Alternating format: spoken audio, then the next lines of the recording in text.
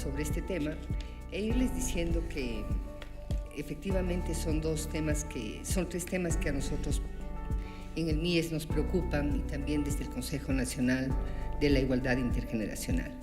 Entonces, agradecerles también a las organizaciones que están cooperando, en este caso World Vision, que ha tenido interés de participar en esta actividad, y por supuesto al servicio para los refugiados, al servicio jesuita para los refugiados, a quien conozco, entidad que conozco desde hace muchos años y a la que respeto muchísimo por el trabajo que ha realizado. Justamente le decía al representante de la entidad que debemos mantener una conversación más activa porque justamente hemos desarrollado una respuesta concreta para el tema de la frontera norte, ¿no? Entonces, tanto en asignación de recursos como desde el punto de vista programático. Ahí necesitamos reforzar acciones y le invitaba justamente a una reunión de trabajo, ¿no? Efectivamente, hay dos temas de relevancia y actualidad. El uno es el cuidado y protección de los derechos de los niños en situación de movilidad humana, que es un tema que en el último tiempo para el país ha adquirido una relevancia especial. Ustedes saben que hasta el año más o menos hasta el mes de septiembre, estamos en octubre, ¿no? Octubre, más o menos ingresaron al Ecuador cerca de 640,000, 660,000 venezolanos y básicamente creo que en el Ecuador ahora hay como 200,000. O sea, hay que mirar los dos elementos. Por un lado, el número que pasó en tránsito y el número de personas que se quedan porque no han perdido su condición de desplazados, de movilidad, digamos. Ese es un concepto que hay que tener presente. Es decir, una cosa es el tránsito, la atención en el proceso de tránsito, y otra cosa es ya las personas que se quedan, la necesidad del registro, por ejemplo, que es una cuestión que hay que impulsar, y determinadas políticas que estamos impulsando, por ejemplo, en el caso de Frontera Norte, relacionadas con el trabajo alrededor de disminuir o incidir en las actitudes sociales respecto a la xenofobia, que es un tema fundamental en el caso de la Frontera Norte, porque es ahí básicamente por donde se producen los puntos de ingreso. Me refiero al tema de Tulcán y el otro es San Miguel. Son dos puntos, además de aquellos pasos ilegales que también están controlados, ¿no? De hecho, el segundo tema, prevención de las violencias y el abuso sexual infantil, francamente, después de haber trabajado cerca de 30 años en estos temas, siento que esta falta de diálogo sostenido con la sociedad civil los últimos años, esta falta de reconocimiento por parte de la autoridad pública del problema de la violencia como un problema estructural, no hizo sino, tuvo como resultado, para ponerlo de otra manera, un proceso de desmovilización y desmantelamiento de los nacientes sistemas de protección y de los estudios sobre esta temática y también de la falta de inversión en esta área. Claro que los casos AMPETRA y el informe AMPETRA que hemos trabajado con la Asamblea Nacional trae a la luz nuevamente a partir justamente de estos hechos que se produjeron en el sistema educativo. Pero ciertamente yo creo que esta es una de las más graves lecciones que debemos aprender como sociedad. El dejar el invisibilizar desde la política pública, desde la autoridad nacional, desde las autoridades nacionales y locales y desde las organizaciones sociales, este tema tan relevante para la infancia, que todos sabemos, todos los que están acá, deja huellas irreversibles a lo largo de la vida, tiene un costo altísimo. Más aún cuando el COIP actualmente, además de mirar al agresor, al infractor, también mira a la víctima, ¿no? Es una novedad desde el 2014. Y ya no solamente habla de la las medidas punitivas que corresponden a quien ha infringido la ley y ha cometido estos delitos que están equiparados ahora, de acuerdo a la pregunta 4, con los delitos de lesa humanidad, como la desaparición de personas o el genocidio. Ese es el concepto de la pregunta 4 de la consulta. Entonces, este proceso, digamos, de silenciamiento desde la autoridad pública tiene consecuencias. Y las consecuencias es que justamente la capacidad de respuesta para atender a las víctimas, para generar institucionalidad, para generar movilización alrededor de estos temas, para que la sociedad civil responda, para que la autoridad política intervenga, para que la política pública responda, en este momento es muy frágil, absolutamente frágil. Y eso es motivo de gran preocupación en mi caso, porque como ustedes conocen, llevamos muchos años trabajando en este tema. Y ese es uno de los temas que va a exigir un proceso de reconstrucción del diálogo social, del diálogo político, del estudio, de la investigación y, por cierto, también de los acuerdos que se pueden generar entre la autoridad pública y la autoridad y las organizaciones sociales. Sigamos, por favor. Quizás luego quiero volver al tema de abuso sexual al final con un par de reflexiones. A nosotros nos ha animado en el tema de movilidad humana este concepto básico que también está en la Ley de Movilidad Humana. Efectivamente, la Constitución ecuatoriana, ustedes saben, es una de las constituciones más garantistas de la región en materia de derechos humanos, probablemente un modelo constitucional de igualdad formal muy desarrollado, que requiere dar grandes pasos respecto a la igualdad material. Eso es el hecho. De hecho, de acuerdo a la Ley de Movilidad Humana, esa condición que tenga una persona en particular no significa que se produzca ningún proceso de restricción de los derechos. Ese es el concepto de la Ley de Movilidad Humana. Ahora, evidentemente, la autoridad administrativa tiene que ir modulando este tipo de normativa, porque la autoridad pública también tiene que responder a los flujos migratorios de una manera racional, de una manera óptima. Entonces, este es un dilema que tenemos que discutir y mirar. Y que, si podemos seguir, por favor, efectivamente, de acuerdo a las cifras de ACNUR, prácticamente 68 millones de personas se encontraban en situación de desplazamiento forzado debido a la persecución, conflictos internos o la violencia generalizada.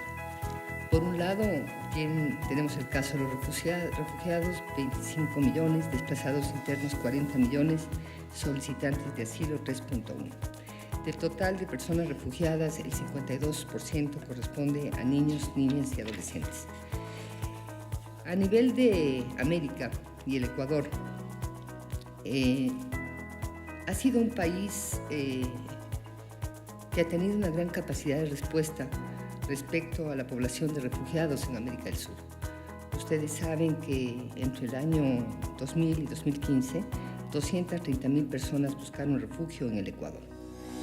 El Ministerio de Relaciones Exteriores, la Cancillería, tiene actualmente un viceministerio de movilidad humana, justamente porque tiene que atender estos temas. El tema básicamente del caso, por ejemplo, del refugio y regularización de ciudadanos colombianos en el Ecuador. Actualmente tenemos entiendo que alrededor de 120.000 personas refugiadas colombianas con un estatus reconocidos como tal por el Ministerio de Relaciones Exteriores. Cerca de 7 millones de personas se han desplazado también internamente, que es un fenómeno que en Ecuador no conocemos, pero que se produce en otras regiones. Cuando alguna vez me puse a analizar la situación de la llegada de los niños colombianos, ya hace algunos años, yo vi de que los niños en realidad se desplazaban internamente en Colombia hasta bajar al Ecuador. Cuando miraba de dónde venían los niños, venían desde muy el norte, básicamente recorriendo todo el territorio colombiano. O sea que ya el el proceso de desplazamiento interno produce posteriormente el proceso de refugio en el caso de Ecuador. Entonces, no es que venían de la frontera norte que linda con nuestra frontera, en realidad venían de un proceso de desplazamiento interno. Ahí están las cifras de personas que han recibido refugio en el continente americano. En el caso del Ecuador ya mencionamos, y pues que efectivamente el 95% corresponde a ciudadanos colombianos. Hay ahora también algunos pedidos ya de ciudadanos venezolanos y tenemos que discutir con la Cancillería, básicamente el Ministerio del Interior, las discusiones relativas más bien a la atención y registro de las personas que se encuentran en movilidad y que eventualmente estamos hablando de unas 200.000 venezolanos que se han quedado en el Ecuador, aproximadamente. Claro, la idea es una migración ordenada y segura, ¿no? Ese es el propósito. Cuando yo revisé el caso de los niños que venían esta vez desde Venezuela, eran travesías de aproximadamente 3 semanas, ¿no? Desde la carretera, en la carretera básicamente, y habían algunos casos de muerte de los niños al atravesar, digamos, en esas condiciones de altísima vulnerabilidad, caminando realmente hasta llegar al Ecuador. Muchos niños venían con hipotermia y evidentemente con problemas de deshidratación y problemas de salud, dada la situación a la que estaban expuestos, y algunos simplemente no alcanzaron a llegar. Igual muchos casos de mujeres embarazadas y personas adultas mayores, familias completas que llegaban a 19, 20 miembros, familias absolutamente completas, ¿no? Estaban llegando en esas condiciones y en esa travesía. Claro, para el caso del Estado ecuatoriano, la migración ordenada y segura prioriza a los niños y, por cierto, la situación de las mujeres embarazadas, mujeres de la tercera edad y personas con discapacidad. Ese es nuestro objetivo desde el punto de vista del MIES. Y, por supuesto, un fenómeno que nos preocupa es la trata de personas en estos contextos que se puede producir. Identificamos en este proceso, en este último proceso que vivimos, un proceso muy intenso, aproximadamente me parece que son 3 casos de esta naturaleza que están siendo investigados. Pero aquí creo que planteamos algunos principios que quizás están más adelante. Por favor.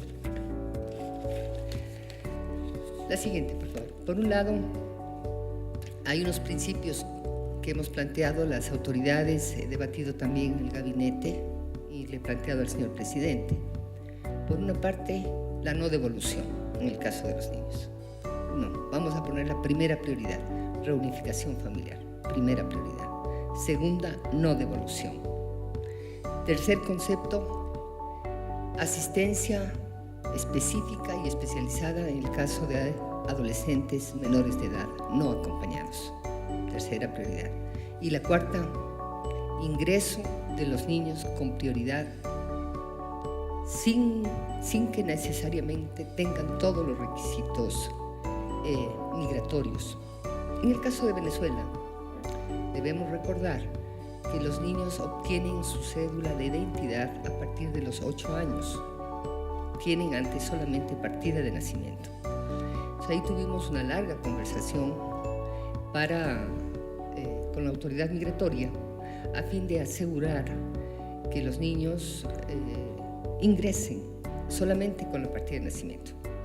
Una de las cosas que más me preocupó en este proceso, porque más o menos de los 640,000, prácticamente me parece que 85,000 eran niños, niñas y adolescentes.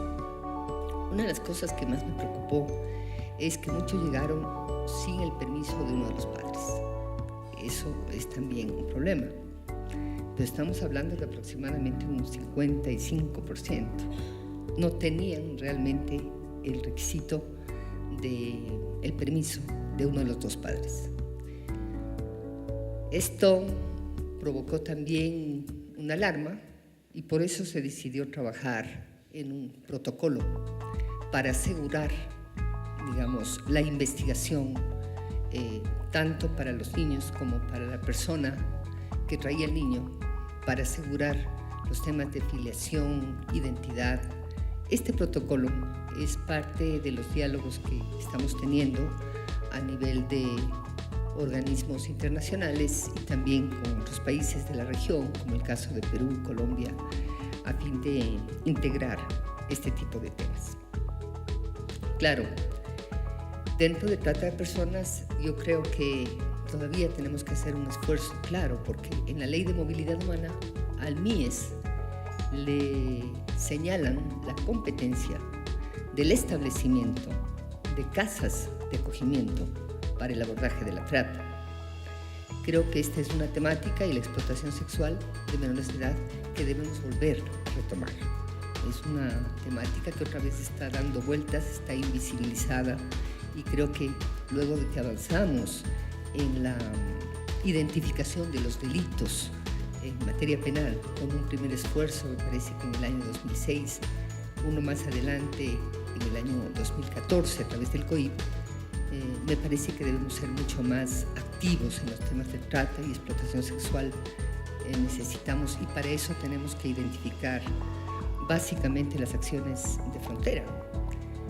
En ese sentido, en el MIES yo he sido absolutamente clara. Yo creo que trabajamos un diseño específico para Frontera Norte. Tenemos en curso un diseño específico para la Frontera Sur, en el ámbito de protección especial. Entonces, creo que ahí todavía falta trabajar con más detalle y volver a poner en curso actividades relacionadas con la trata y el tráfico.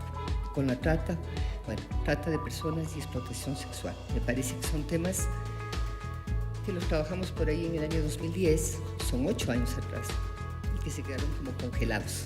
Necesitamos volver a retomar por las víctimas y porque están claramente establecidas las ciudades. Y uno de los debates que teníamos en el año 2006, me parece, o 2007, era castigar al cliente también, ¿no? En el caso de explotación sexual. Eso lo logramos recién en el 2014, desde el punto de vista legislativo. Entonces, todavía, aparte del catálogo de delitos, ¿no? Todo lo que es abuso sexual, explotación sexual de menores de edad, pornografía, violación. Por eso es que debajo de 14 años en este país un embarazo de una niña es violación. Entonces son cosas que al país, a las organizaciones sociales, defensoras de los derechos humanos de los niños, hemos ido caminando, ¿no? Logramos tipificar al cliente recién en el 2014, muchos años después de las discusiones iniciales que teníamos, porque lo que había era, me parece que era corrupción de menores. Eso era el concepto legislativo que teníamos más o menos hasta el año, me parece que 2006, algo así. Era imposible. No sé si ustedes recuerdan el caso Burdett Cedeño de Galápagos.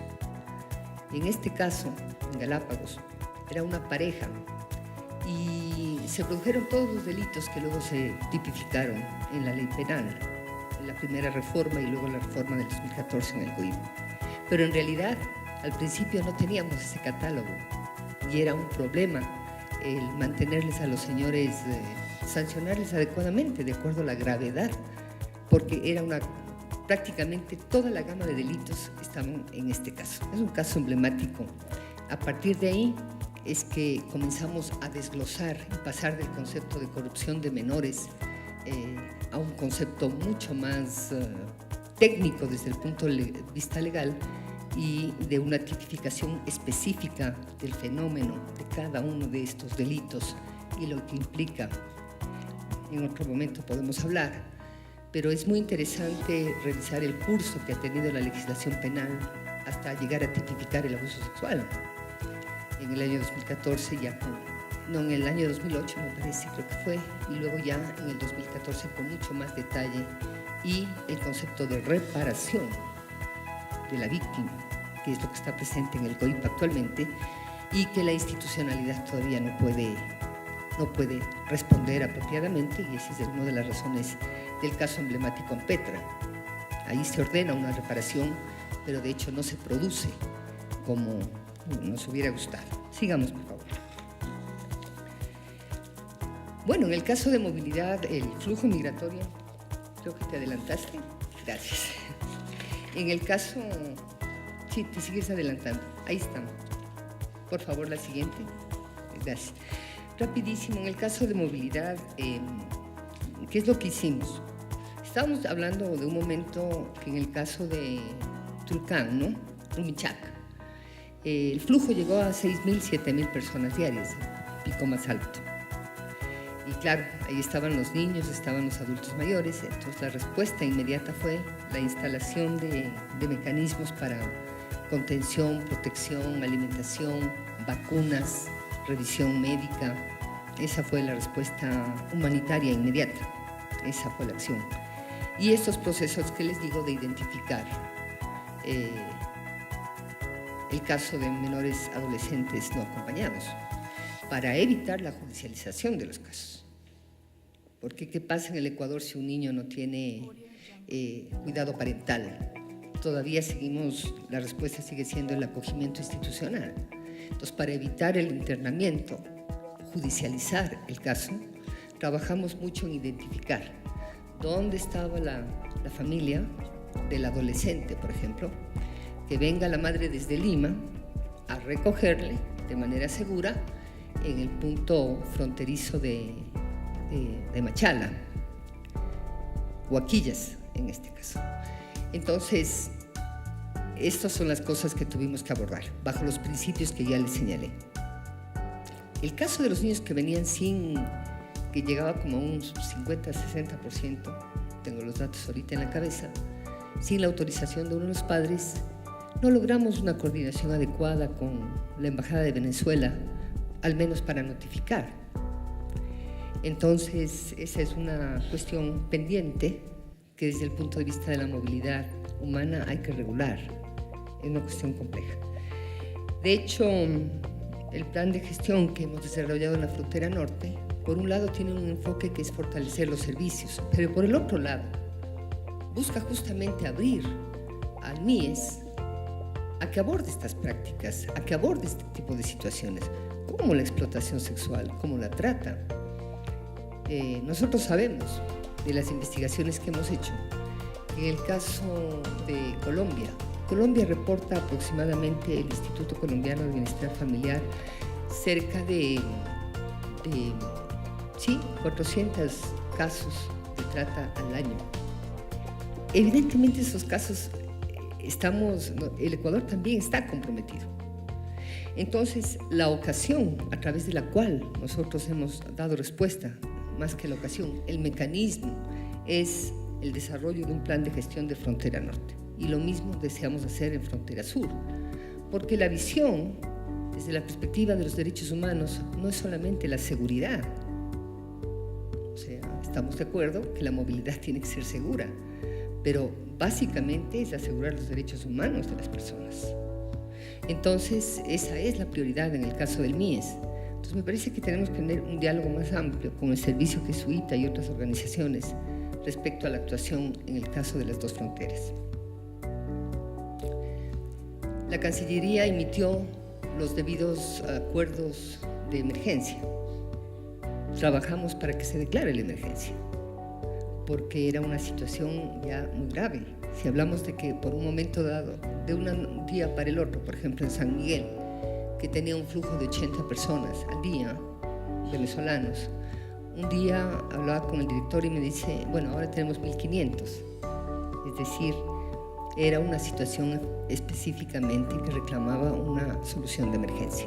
Y así trabajamos con el canciller y el MIES también actuó y establecimos también el corredor humanitario. Fue otro mecanismo que todavía está funcionando. El corredor humanitario es este concepto de un transporte seguro para evitar justamente que atraviesen caminando la geografía ecuatoriana, y que existe el mecanismo de protección de vida para que lleguen hasta el otro punto de la frontera. El corredor sigue funcionando. Salen 2, 3 buses diarios. En un momento llegaron a salir 60, 80 y más buses desde la frontera. Sigamos. Entonces, ahí trabajamos. Este concepto de hogares de tránsito realmente se llama centros transitorios temporales. Es importante revisar el manual, los dispositivos que tiene la Secretaría Nacional de Gestión de Riesgos, porque si bien este no era un fenómeno como del 16A de un terremoto, pero era un fenómeno, como se dice, entrópico, es decir, estaba que en el caso también de la Secretaría tiene que integrar otros enfoques adicionales, ¿no? Entonces ese es un tema también a mirar. Todavía este tipo de respuestas no estaban claramente establecidas y la perspectiva de movilidad humana dentro de la misma Secretaría de Gestión de Riesgos no es suficientemente clara. Todavía responden mejor frente a un fenómeno natural, pero no se responde igual frente a un caso de movilidad. Ejemplo, creo que me voy a demorar mucho, pero les cuento toda la historia porque es fascinante realmente mirar. Ejemplo, en el caso de Quito, miren lo grave que es. El municipio, que es una de las entidades que tiene que participar en la atención, como es en los otros casos, por la ley de riesgos, por la ley de riesgos, solamente hay 7 centros transitorios temporales, pero la capacidad de cada uno no llega a 80. Entonces, fíjense ustedes, la pregunta que todos nos tenemos que hacer cuando entramos y vemos en el intercambiador de Carcelén estas carpas que están ahí o en otros lados de la ciudad, es porque justamente no tenemos una capacidad de respuesta. Estos centros temporales transitorios, más que hogares de tránsito, justamente no tenemos capacidad de acogida. Tuvimos que hacer acuerdos con otras instituciones como San Juan de Dios, por ejemplo, para que nos apoyen en el caso de los ciudadanos venezolanos. Todavía están algunas familias en los centros temporales transitorios. Evidentemente esto significa alimentación, pero también significa la discusión de un plan de vida, de medios de vida, la discusión del registro de medios de vida más adelante.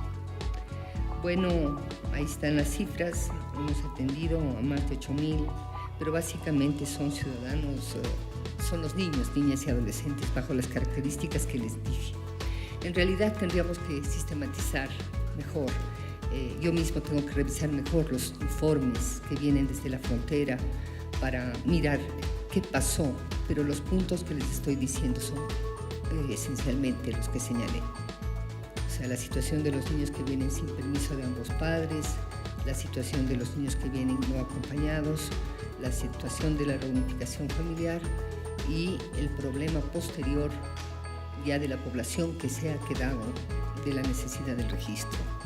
Y Ecuador tiene experiencia, porque ya ha hecho registro de ciudadanos colombianos. O sea, ya sabemos cómo hacer. La Cancillería sabe cómo hacer. Entonces, ese es un tema que hay que usar como una política en el Ecuador. Ir hacia el registro de los ciudadanos venezolanos e ir hacia un plan de atención, de respuesta para medios de vida. Sigamos. Bueno, básicamente, como señalé, hemos trabajado el tema de atención a los niños más pequeños, esa ha sido la prioridad. También había algunos casos de personas con discapacidad, ¿no? Y casos de protección especial que se refieren básicamente a la atención de niños y adolescentes no acompañados. Sigamos, por favor. Claro. Yo creo que una de las agendas que actualmente, la siguiente por favor, se impulsa a nivel de la región es, en el caso del Instituto Interamericano del Niño, hemos planteado que hay que trabajar como líneas fundamentales 3. Por un lado, el tema de movilidad humana, el otro tema es el tema de violencias y concretamente el tema de abuso sexual como tema central, justamente los temas que ahora vamos a debatir acá. Tenemos que trabajar con una perspectiva nacional, pero también con una perspectiva transnacional, porque este es un problema que involucra al país desde el cual se expulsa o tienen que salir forzadamente, al país receptor y también cuando están en tránsito. Entonces, los conceptos de políticas y el instrumental, y eso pasa mucho en Centroamérica, tienen que ser compartidos. Los principios tienen que ser los mismos y el instrumental de trabajo o los marcos normativos tienen que ser similares. Entonces, estas son cosas que hay que discutir con Colombia, discutir con Perú, también con Venezuela, por supuesto, sobre estas temáticas que les estoy diciendo y que hace un momento les planteé. Entonces, insistimos en el acceso a los servicios sociales y en eso también hay que bajar esta idea, ¿no? De que entonces, a ver, y hoy estábamos haciendo un análisis en educación. ¿Cuántos niños venezolanos están en el sistema educativo? 7,000. Pero eso no es una cifra que signifique que estamos quitando cupos o plazas para los niños y niñas en el Ecuador. ¿Cuántas prestaciones de salud se hicieron? Cerca de 45,000 atenciones, pero eso no afecta el hecho de que el Ministerio de Salud brinde cerca de 60 millones de atenciones. O sea, eso no tiene impacto directo, ni desde el punto de vista presupuestario, ni desde el punto de vista de un colapso en los servicios sociales, en el caso del Ecuador. Nosotros también hemos visto en los servicios del MIES, me he encontrado con varios niños pequeñitos venezolanos, son aproximadamente como 2.800. Entonces tampoco estamos hablando de una cifra que impacte directamente en el presupuesto o provoque un colapso, ¿no? Hay voces en ese sentido, pero creo que hay que manejar las cifras y transparentar. Bueno, el tema que sigue es violencias, ¿no?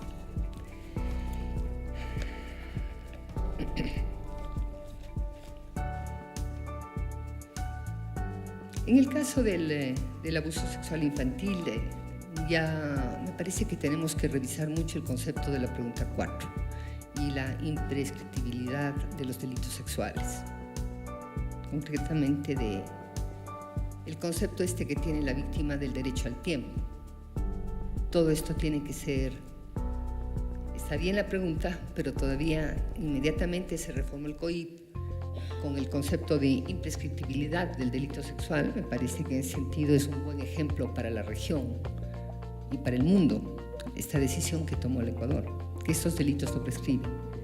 Pero, concretamente el abuso sexual, los delitos sexuales en general, pero necesitamos establecer el procedimiento, el valor de la prueba, el tiempo de duración de la prueba, desde cuándo se aplica la norma, cómo es que la víctima puede acceder a la reparación. Estamos hablando de temas complejos, como la necesidad de una entrevista forense única en el país. Desde mi punto de vista, y lo voy a decir claramente, y ahí es cuando me preocupa tanto, hemos perdido gobernanza en el tema de violencia. Perdimos gobernanza. Esto es una cuestión que quisiera que reflexione. Gobernanza significa, como dije al principio de este conversatorio, que perdimos la capacidad de respuesta institucional y perdimos la capacidad de ubicar como un tema de interés nacional.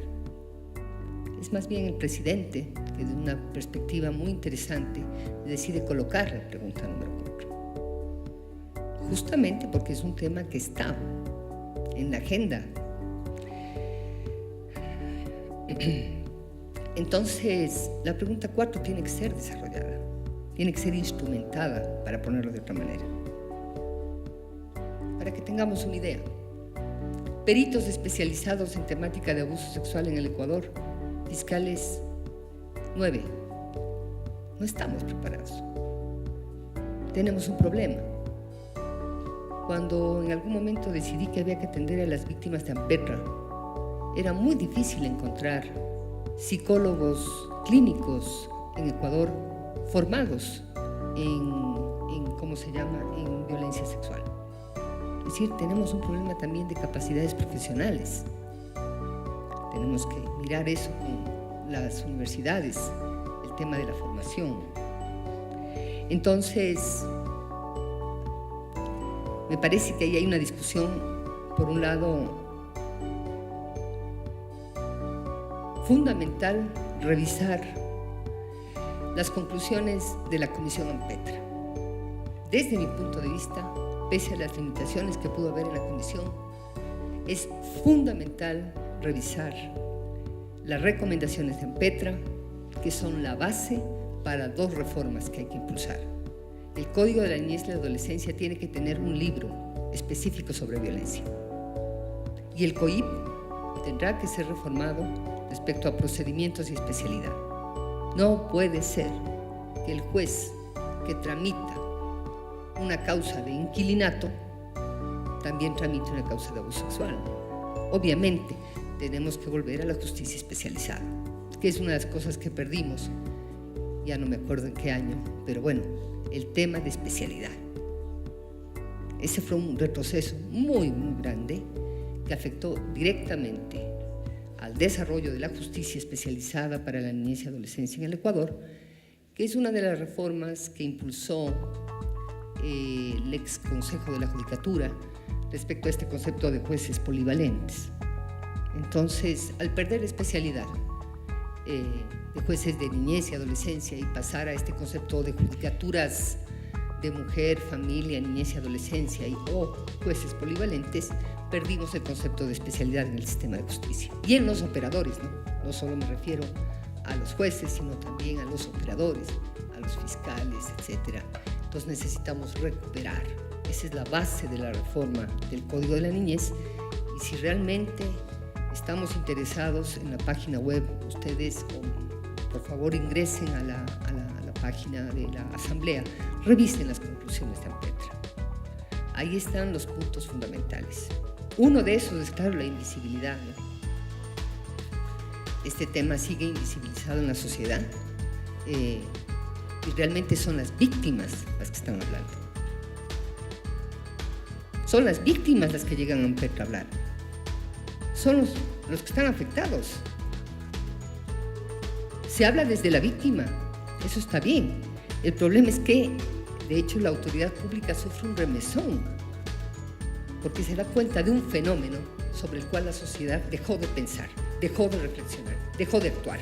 Ese es un costo muy alto que para los derechos de los niños y adolescentes tuvo estos últimos tiempos en el Ecuador, uno de los más altos, porque les dejó justamente en indefensión.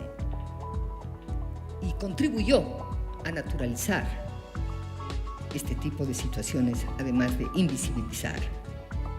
Y se dejó de profundizar temáticas que son sustanciales, como los delitos sexuales. Hemos trabajado mucho para explicar justamente que gran parte de los problemas de abuso sexual en el sistema educativo están los problemas también, pero buena parte están en las estructuras de las familias. Ahí es 8 de cada 10, 2 de cada 10 en el sistema educativo. El resto sigue siendo un tema de violencias que se naturalizan dentro de las familias. Me llamó la atención un estudio de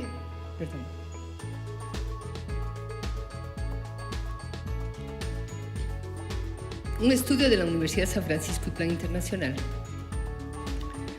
que las madres daban como testimonio que de Sierra Centro, un 80% de sus hijas, mujeres, no sabía distinguir cuando había sido sujeto de algún tipo de violencia sexual.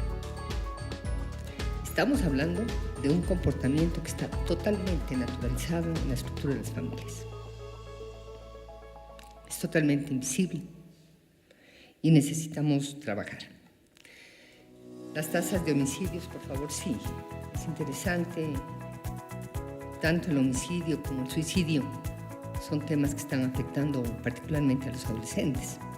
En el caso del Ecuador, la tasa de homicidios es importante, pero la principal causa de muerte de los adolescentes es el suicidio. Hemos pasado, y podemos mirar por ciudades, ¿no? Solo en Guayaquil se mantiene el homicidio como primer lugar, pero en el caso de Quito y de otras ciudades, especialmente amazónicas, llama mucho la atención. El suicidio es la primera causa de muerte. Pero efectivamente, en la región viven prácticamente cerca de 150 millones de niños, niñas y adolescentes, y aproximadamente unos 26 millones está afectado por algún tipo de violencia. Estas violencias se profundizan en el caso de los niños menores de 3 años, ¿no? Hasta un 67% a nivel de la región. Sigamos, por favor. Estos son los datos de Ecuador, ¿no? 33% han recibido golpes por parte de sus padres y madres cuando no obedecen o cometen una falta. 26% recibieron un trato violento por parte de los profesores, lo que incluye golpes, insultos, burlas y restricciones en el tiempo del recreo. De cada 10 víctimas de violación, 6 corresponden a niños, niñas y adolescentes. Y bueno, se registran 2.673 casos de violencia sexual que fueron denunciados en el ámbito educativo 2015-2017 y algunos ya fueron procesados por el Ministerio de Educación. Es decir, a mí una de las cosas que más me impacta respecto a este fenómeno en el sistema educativo, una de las cosas que más me impacta es cómo no pudo la estructura institucional reaccionar a tiempo. Es una de las cosas que más me conmueve. Es una especie de, la estructura institucional no integró, para ponerlo de otra manera, en su visión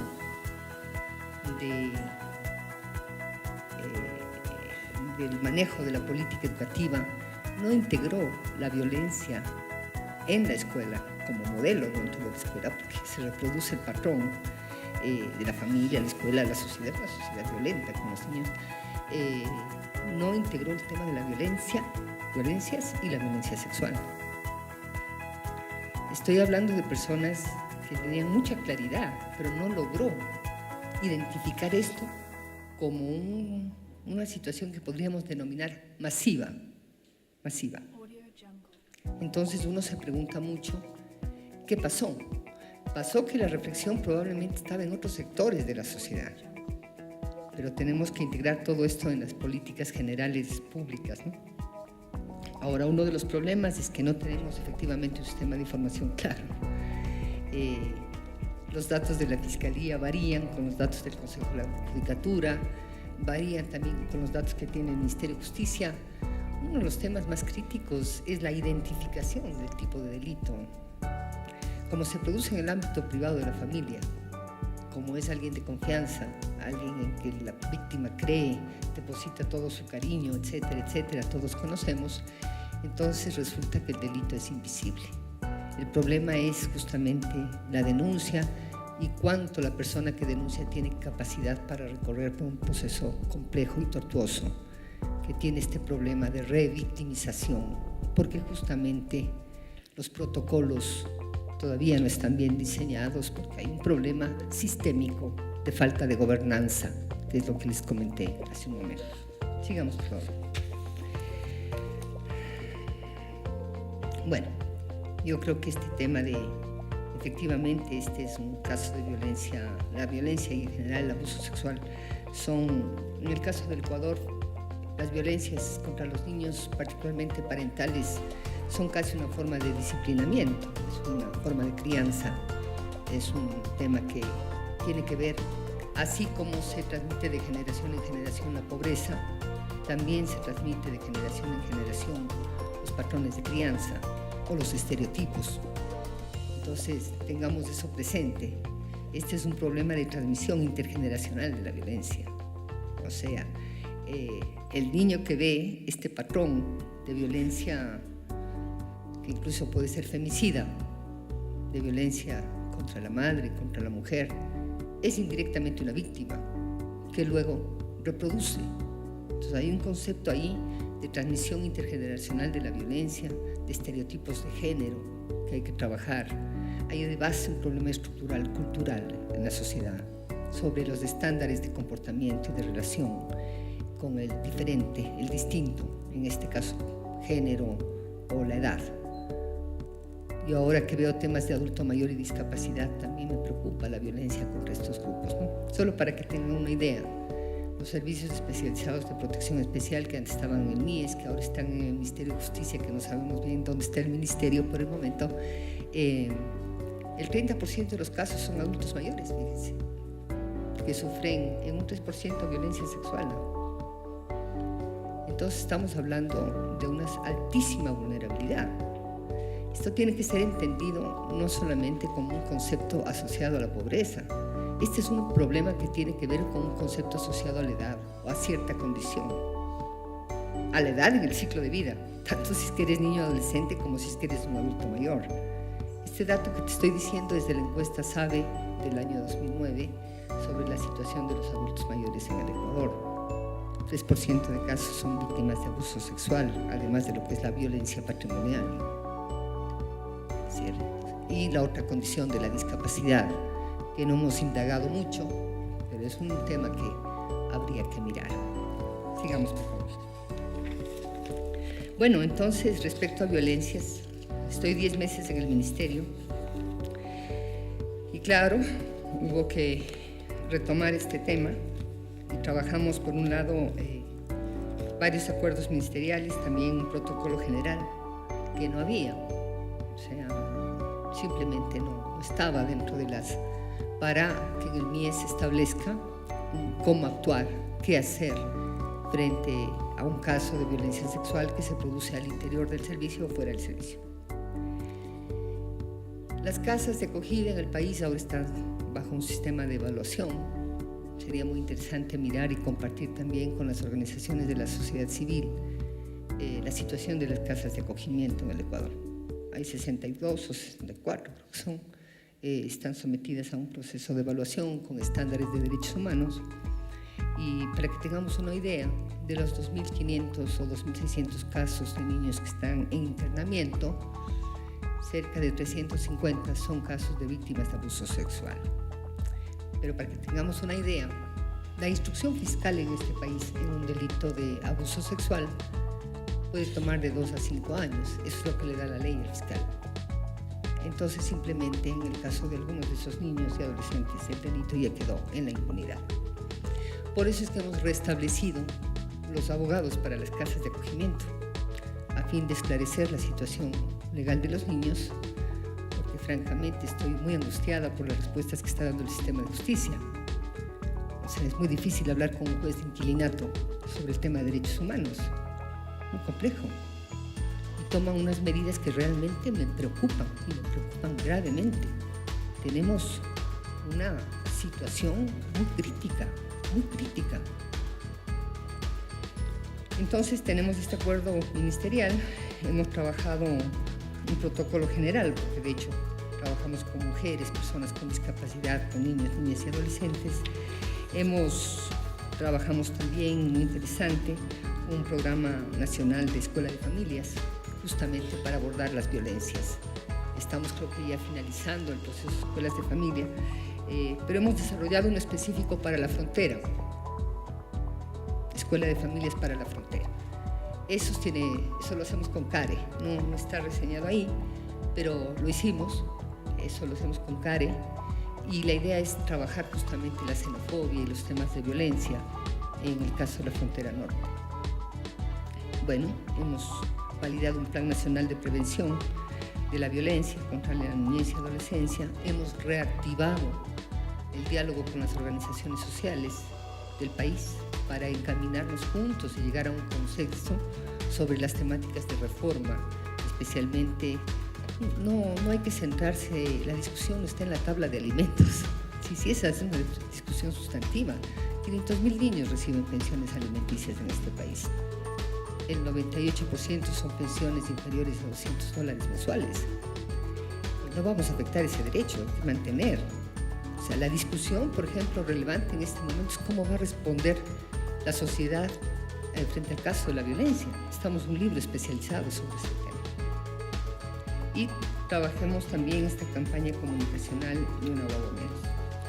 Quizás una de las áreas más importantes que hemos desarrollado a continuación es el trabajo de escuelas de familia, ¿no? Ahí tienen el número de participantes, los nombres de los módulos, y ahora mismo el cuarto módulo se refiere a la violencia sexual, que es un caso, que son temas complejos de manejar y hablar con las familias de distintos orígenes étnicos también, bastante población rural.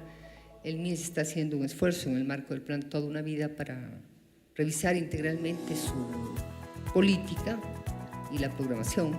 Muchos de los compañeros que están aquí saben que está sucediendo este proceso, un proceso complejo, pero tenemos que dar una vuelta de timón para llegar hacia los más pobres y con claridad sobre el concepto de los resultados. En el caso del desarrollo infantil están ligadas las metas hacia la erradicación de la destrucción crónica. Ecuador es el segundo país en la región con una altísima tasa después de Guatemala, y necesitamos atar los temas de desarrollo infantil a la erradicación de la violencia, y hemos estado y en el área de protección especial necesitamos trabajar el desinternamiento de niños, la problemática del trabajo infantil vuelve a ser relevante, los temas de trata y explotación sexual que ya mencionamos, y de hecho la prevención de las violencias a través de la formación de las escuelas de familia y el problema de la corresponsabilidad.